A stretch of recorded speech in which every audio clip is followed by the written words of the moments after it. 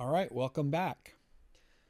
So, my heart was fast, not racing, but it was fast. I was probably sweating just a little bit under the collar, and absolutely I was nervous. I remember walking into the room. I had just finished this class on how to handle hard conversations well, and this was supposed to be my first real one. The person I was about to talk to, I liked them.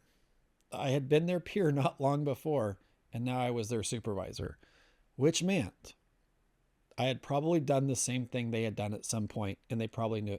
Actually, I don't think. I know I had.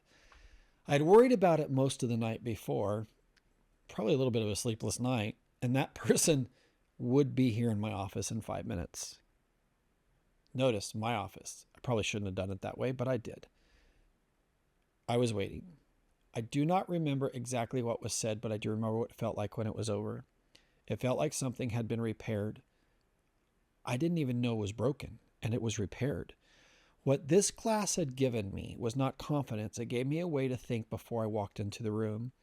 Now, more than 20 years later, I actually look forward to most hard conversations. And 9 times out of 10, maybe 95 out of 100, I actually walk away with a new friend. Conflict is not a problem to survive. It's always an opportunity to make a friend or protect the rest of the team. I want you to think about the framework see, build, and become. In the model, the skill lives in build and grow others. See has to come first here. What actually happened? Not the story or narrative you've created yourself. Then become is the goal. You want to become a leader who handles conflict well by doing it enough times that it becomes the way you lead. So before you walk into that meeting, you have to recognize the reality of what you're dealing with. And there are typically 3 types. One is a one-time event. It only happened once. The second is a pattern. It has happened before and probably multiple times. And then the third is it has now become a relationship issue. It's not once, it's not a pattern. There's something beneath the surface that's affecting trust, respect, or the relationship. Most leaders treat everything like an event. The skill is recognizing which this is before you walk in. So there's 6 questions. I want you to run them before every hard conversation. The goal is to see what's real. So 1, what actually happened? Name the behavior, not the person or the character. 2, is it an event? Is it a pattern? Or is it a relationship?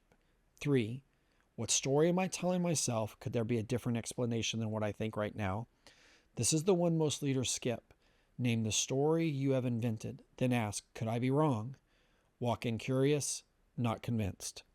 4, what outcome do I actually want? Name it before you walk in, or you will optimize for feeling right instead of getting there. What is the mission you need to accomplish? Then 5, how do I start this? With a question, not a statement. You're going to close with a statement, but a question opens the conversation. 6, how do you close it? With a commitment, then repair.